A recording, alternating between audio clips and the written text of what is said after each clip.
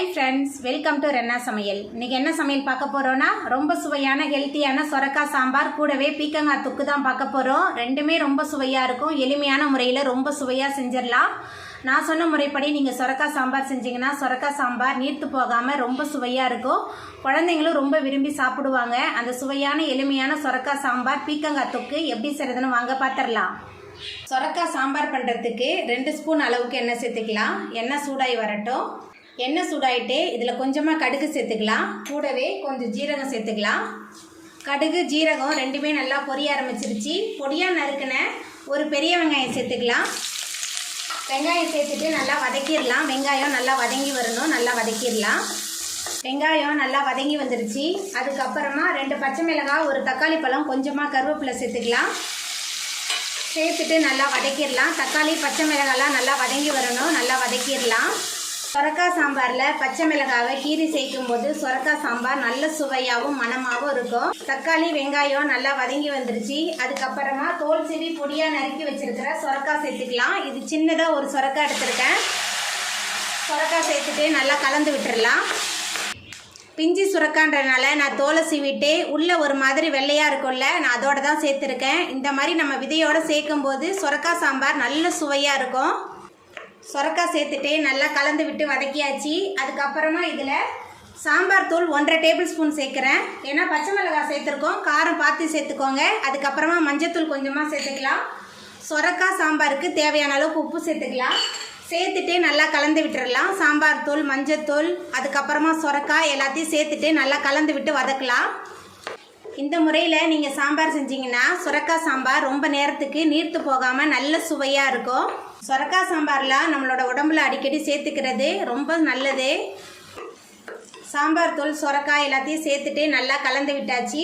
அதுக்கப்புறமா இதில் கொஞ்சமாக தண்ணி சேர்த்துக்கலாம். ஏன்னா சொரக்காய் கொஞ்சம் தண்ணி விட்டு வேகும், அதனால் குறைவான தண்ணி சேர்த்துக்கலாம். தண்ணி சேர்த்துட்டு நல்லா கலந்து விட்டுறலாம். தண்ணி சேர்த்துட்டு நல்லா கலந்து விட்டாச்சு. அதுக்கப்புறமா ஒரு மூடி போட்டு வேக வச்சிடலாம். சொரக்காய் நல்லா வெந்து வரட்டும்.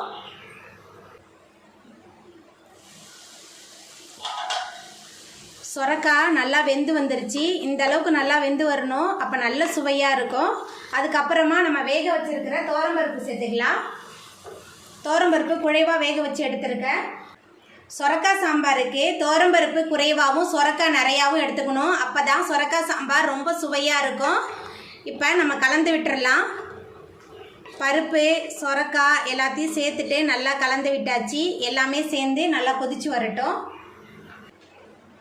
சொரக்காய் சாம்பார் கொதி வர ஆரம்பிச்சிருச்சு. இப்போ கொஞ்சமாக பெருங்காயத்தூள் சேர்த்துக்கலாம். அதுக்கப்புறமா மேலால் கொஞ்சமாக கொத்தமல்லி தழை தூவிடலாம். கொத்தமல்லி தழை தூவிட்டு நல்லா கலந்து விட்டுறலாம். மல்லித்தலை, பெருங்காயத்தூள்லாம் சேர்த்து நல்லா கலந்து சாம்பார் நல்லா கொதிக்க ஆரம்பிச்சிருச்சு. ரொம்ப சுவையான மணமான சொரக்காய் சாம்பார் ரெடி ஆகிட்டு இப்போ நம்ம அடுப்பு ஆஃப் பண்ணிடலாம். பீர்க்கங்காய் தொக்கு பண்ணுறதுக்கு 1 ஸ்பூன் அளவுக்கு எண்ணெய் சேர்த்துக்கலாம். குறைவான எண்ணெய் போதும். இந்த பீர்க்கங்காய் தொக்குக்கு கடுகு சீரகம்லாம் எதுவுமே தாளிக்க வேணாம். இப்போ பொடியாக நறுக்கின பெரிய வெங்காயம் சேர்த்துக்கலாம். 2 பெரிய வெங்காயம் பொடியாக நறுக்கி வச்சுருக்கேன்.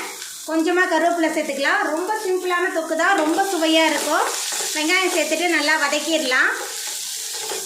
வெங்காயம் நல்லா வதங்கி வந்துருச்சு. இப்போ தோல் சீவி பொடியாக நறுக்கி வச்சுருக்கிற மீடியம் சைஸில் 2 பீர்க்கங்காய் சேர்த்துக்கலாம்.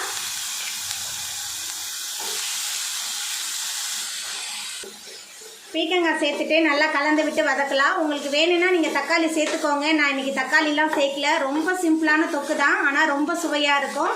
சப்பாத்திக்கு தொட்டு சாப்பிட்லாம். தயிர் சாதத்தோடு கலந்து சாப்பிட்றதுக்கு ரொம்ப சுவையாக இருக்கும். சாதத்தோடு கலந்தும் சாப்பிட்லாம். நம்ம சேர்த்த பீர்க்கங்காய் நல்லா வதங்கி வந்துருச்சு. இதில் நம்ம மசாலா தூள்லாம் சேர்த்துக்கலாம். மஞ்சத்தூள் 1 ஸ்பூன் சேர்க்குறேன். அதுக்கப்புறமா தனி மிளகாய் தூள் 1/2 ஸ்பூன் தான் சேர்க்குறேன். காரம் குறைவாக தான் சேர்க்குறேன். அதுக்கப்புறமா உப்பு சேர்த்துக்கலாம். சேர்த்துட்டு எல்லாத்தையும் நல்லா கலந்து விட்டு வதக்கலாம்.